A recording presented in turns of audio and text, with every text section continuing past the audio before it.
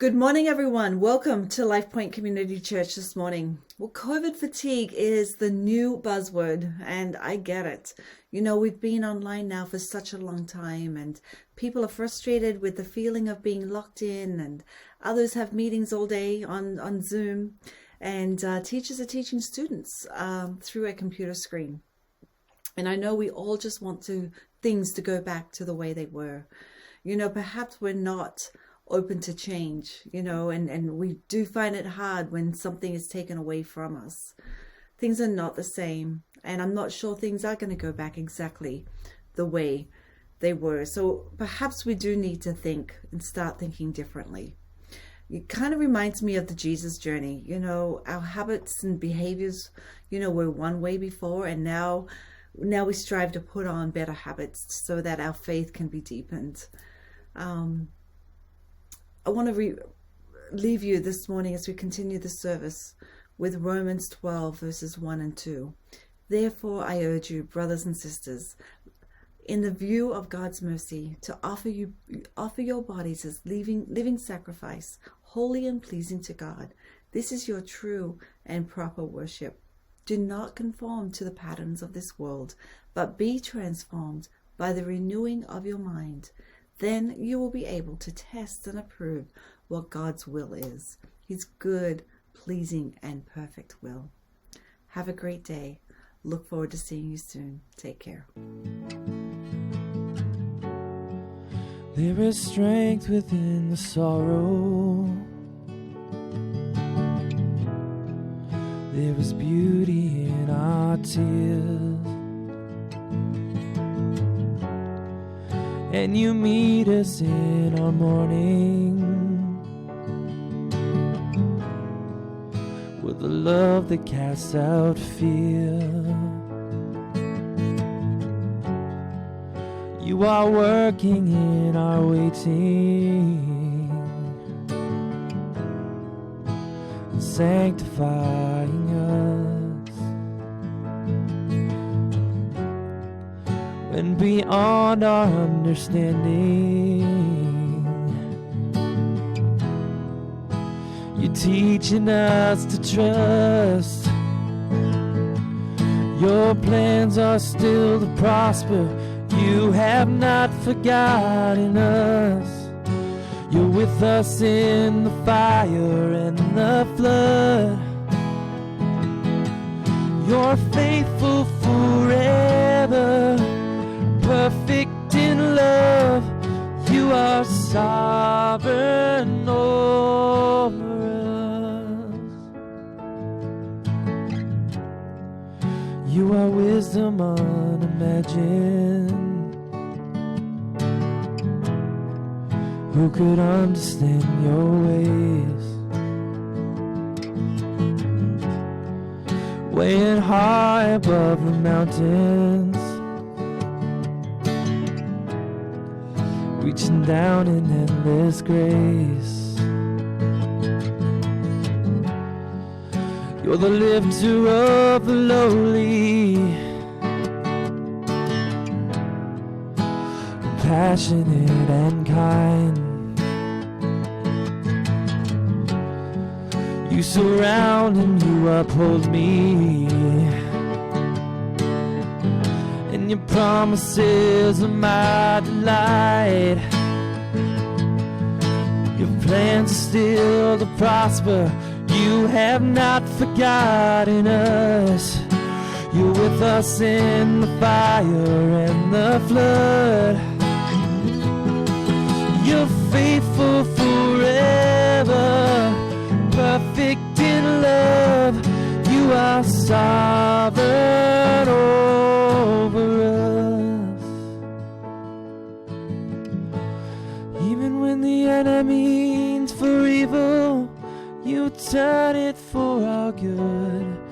You turn it for our good and for your glory. Even in the valley you are faithful. You're working for our good. You're working for our good and for your glory. Even in the enemy means for evil, you turn it for our good. You turn it for our good and for your glory. Even in the valley, you are faithful. You're working for our good. You're working for our good and for your glory. Your plans are still to prosper. You have not forgotten us. You're with us in the fire and the flood. You're faithful forever, perfect in love. You are sovereign over us. You're faithful forever, perfect in love. You are sovereign over us. Well, good morning, everyone. We're working our way through the Gospel according to St. Luke, and I'm excited about this morning's teaching because this morning we're in one of those episodes that you don't just read, you feel. All right, so there's lots of emotions in this morning's text. Let's just dive straight in and you'll see immediately what I mean. So in Luke chapter 7, we're told that soon afterward, Jesus went to a city called Nain, and his disciples were going along with him, accompanied by a large crowd. So the context here is that Jesus has finished giving the Sermon on the Mount, and by all accounts it went very well. So at this point in his career, Jesus is still very popular. You'll notice in this verse, for example, that all of his friends are still with him. None of the bad things that are going to happen have yet happened. He's still popular. He's still wanted. He's still needed. Things are still going very well in Jesus' life. And if this verse had a year, it would be 2019. Remember 2019, when everything was normal, when everything was good? If you wanted to go to church, you could. If you wanted to have friends round to your house, you could. If you wanted to drive to Florida to escape the winter cold, you could. And there's always seasons like that in life. They're called the good times. And more often than not, when you're going through good times, you don't realise that they're good times at the time. It's only later when you look back at them and you remember what you had and you remember what you could do and you remember how life was that you say to yourself, you know what? Those were the good times. I just didn't realise it when I was living through them. So in this verse, things are very good indeed. Jesus is at the height of his popularity. His disciples, like I said, they're still with him. His friends are still loyal to him. The big crowds are still hanging on his every word. So all of the emotions in this verse are optimistic, they're upbeat, they're encouraging, there's up-tempo music in this verse. Jesus is going to a city and it's going to be awesome when he gets there because everything thus far has been awesome, so why would things change? All right. But then we read in verse 12 that as he approached the gate of the city, a dead man was being carried out, the only son of his mother, and she was a widow. And a sizable crowd from the city was with her. So that's rough. What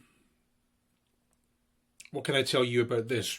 Yeah, so in the ancient Near East, the custom was that they buried you on the same day that you died. That was, and in fact, that's still the case in certain cultures in the Near East. You always get buried the same day that you die. And think about that for just a second, what that means emotionally. It means, I think, that funerals in this part of the world are extra hard. All funerals are hard, but in this part of the world, they're extra hard. Because it's also sudden, right? You have a heart attack at lunchtime they're burying you by supper time. And that means that everyone in your family and your social circle, your friends, are immediately, placed in this plunge pool of difficult, upsetting emotions.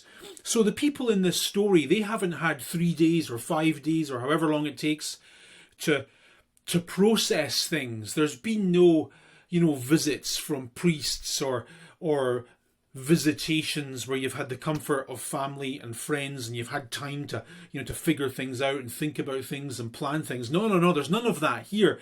It's just dead at lunchtime, buried by supper time, and all of these difficult emotions are coming at the same time. They're doing it all today.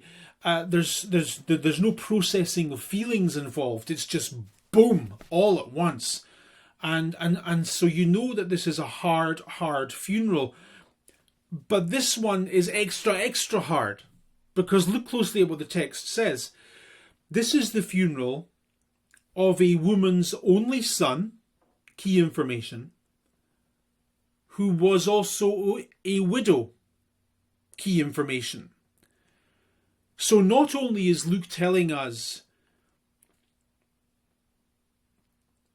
that her son died, he's telling us that her only son died and that she didn't have anyone else. So why would Luke tell us this? Very simple. This story comes from the ancient world. This comes from a time before social security and before gender equality.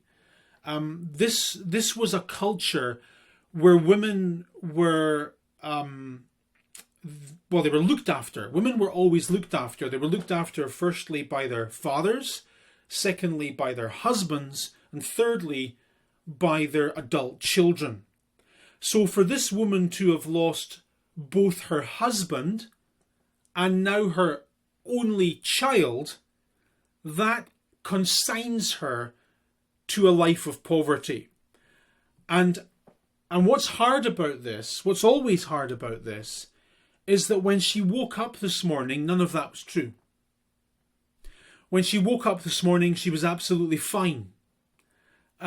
She was okay, life was good. And in the space of just a few hours, everything in her world has fallen apart, and she is feeling a lot of things. Like they say, and it's true of course, you never know what a day can bring.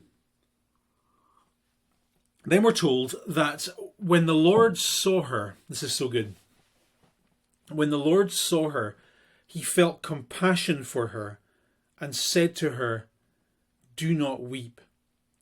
So the word compassion is a word that Luke borrows from a medical textbook. According to tradition, Luke was a doctor, and he probably was a doctor. We know that because of some of the vocabulary he uses in the bits of the New Testament that he wrote. So he almost certainly was a guy who went to medical school, and so he knows the technical words for certain body parts. And the word that he uses here, that's translated compassion in your Bible, is an ancient Greek word that means, I'm not sure of the biological term for it either, actually. It means the gastrointestinal tract. I'm not sure if I'm saying that right, but your guts, the bit of your body down here that processes your food. And so when he says that Jesus felt in his guts for her, what's he saying? He's saying that when Jesus looked at what this poor woman was going through, and when he learned that, this was her only son, and that she was a widow, he just feels things. He doesn't think things. He feels them deep down in his guts, at the core of his humanity.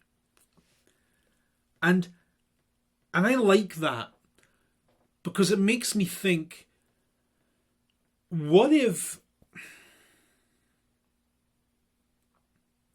Jesus is still like that?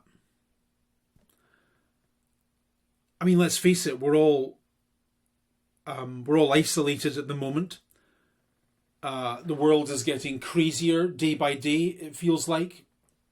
Fuses are getting shorter and shorter. Almost every day we hear about some mask-related altercation in a shop. Things are hard for a lot of people right now. But here's a thought. What if Jesus feels things for us? What if what this verse says is still true? What if this doesn't just apply to this woman going through those things? What if it applies to you and the things you are going through? What if Jesus looks at you and feels things deep down in his stomach? And based on what he feels, he has a message for you. And that message is, don't cry.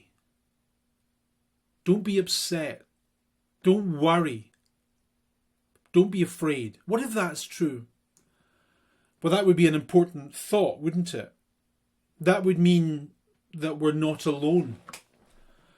That would mean that our lives matter. That would mean that beyond the coldness and the frustration of our present circumstances, there is still a God who smiles and who feels. Such an unusual thought, isn't it? The idea that God feels. I mean, we're used in the Bible to thinking about God seeing and God hearing and God doing. But what if God also feels for us? And that's the idea we get in this verse. Jesus looks at a situation, a very ordinary situation, and he feels things. What if that's true for you too? Then as we go on, we see that God's feeling in this situation is backed up by doing. So we're told in verse 14 that Jesus came up and touched the coffin. Now, Jewish people don't touch coffins. They don't eat bacon sandwiches and they don't touch coffins. It's absolutely taboo. So this is a shocker, but I guess in life sometimes you have to do the wrong thing to do what's right.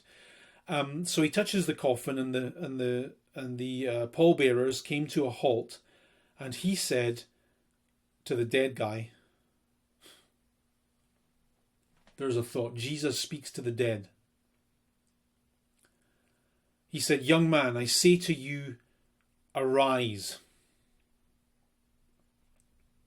Now, if I can descend into metaphor for a moment, I think this verse is what Christianity is all about. Christianity is at its core a resurrection movement, always has been. And whenever I think about bits like this in the Bible, I always inevitably think about life and how dead life can sometimes be. I mean, you don't have to poke around too deeply in your own life to see bits of it that are just dead. Bits of it that just don't work anymore and that are just nowhere near where you would like them to be. They're not as good as you would like them to be. They're not as vibrant as you would like them to be. They're not as fulfilling as you would like them to be. You see it in society as well. I don't know about you, but I think that certain aspects of our society just feel dead now. So many things just feel so very wrong. Our country feels completely different to what it did not all that long ago. And so at a personal level, what happens is we feel stuck. I mean, we're all locked down at the moment, so we kind of are stuck. We feel trapped. We feel broken. We feel damaged. We feel dead inside. And we've ended up with this life that just doesn't work. But we are people of faith. And at the very, very root of our faith is this idea that we see in this verse, this notion of arising, this notion of resurrection. So we believe that, we always believe as Christians, that things can get better. We believe that tomorrow can be and will be much better than things are today. This is So this is one of those Christian sayings. It's as Christian as Christian gets. Arise, arise, arise. For 2,000 years, Christians have been reciting this creedal statement. Arise, O sleeper, and wake from the dead. Wake up, will you? Things are not nearly as bad as you have accepted. Okay? So wake up and rise up and get on with life. It's a very Christian statement. Then, sure enough, we read in verse 15 that the dead man sat up and began to speak. I really want to know what he said. Maybe he said, "Oh no, I'm back again," or "Can I have some Cheerios?" or whatever. But what happens next is interesting. Luke says something it's kind of weird, actually. Luke says that after the dead man got up and began to speak, Jesus gave him back to his mother.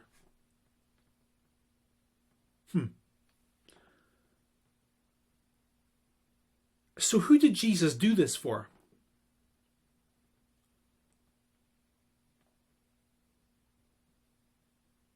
It wasn't apparently for the dead guy. The dead guy wasn't the main beneficiary of this story. You think he would be, but he's not. Luke makes it very clear here that Jesus did this for the mum. And he did it for the mum because he just felt things for her. He just felt so bad for her and sad for her, and he was annoyed that her life had turned out so horribly, and so he wanted to do something for her. That's clear in this verse. He gave the boy back to the mother. So this is a story about Jesus doing something for a widow. And that subtle detail might be lost on us, but it would not have been lost on the biblically literate audience who were watching Jesus that day. Some of the most famous stories in their Bible, the Hebrew Bible, were of two men, Elijah and Elisha, doing things for widows in distress, helping people who because of bad luck in life just couldn't put bread on the table anymore. And so when they see Jesus doing something for a widow, they immediately begin to join dots in their head and think, wow, Jesus is more than we thought he was. Which explains their reaction. In verse 16, we read that fear gripped them all. And they began glorifying God, saying, a great prophet, like Elijah, like Elisha, has arisen among us, and God has visited his people. There's a nice thought there again, isn't it? Like, we're here and we're struggling and things aren't great right now. So what we really would like would be for God to visit us and be with us and get us through this and out of this. So for me, maybe more than most stories in the Gospels, this one embodies the big promises of Jesus. You perhaps remember the big statements at the start of the Gospel. I have come to do what? To proclaim good news to the poor, to proclaim freedom for prisoners, release for the oppressed, recovery of sight for the blind, and to proclaim the year of the Lord's favour. Remember, the gospel isn't a list of things you need to do to get God to like you. The gospel is just a statement that God is already with you. He's in your struggle. He's in your brokenness. He's in your failure. He's in your loserness. He's already here.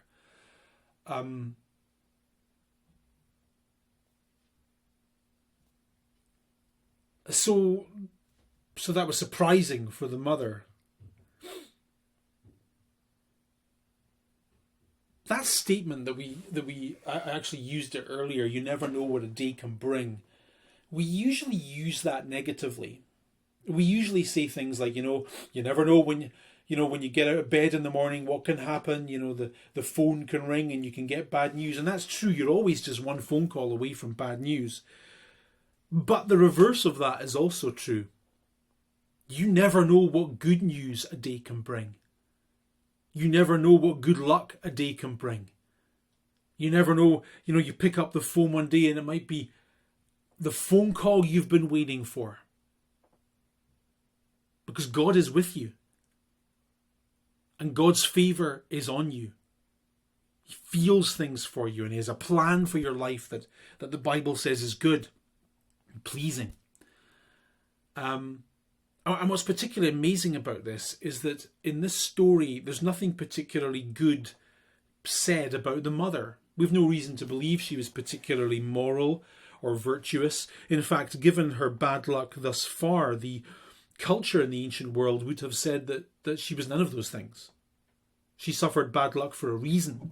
All right, so there's nothing, particularly endearing about this woman that motivated Jesus to do the things He did for her. This is just favour. This is just grace. This is just God being kind, because that's what God is like. He's kind. What if that's the way it is? What if God does love you? What if God is with you right now in your struggle? What if God feels things for you when your life is hard?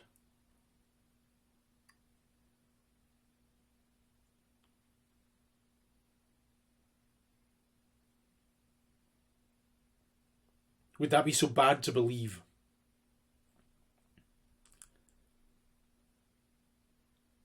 Not only that God loves you, but that He knows what you're going through.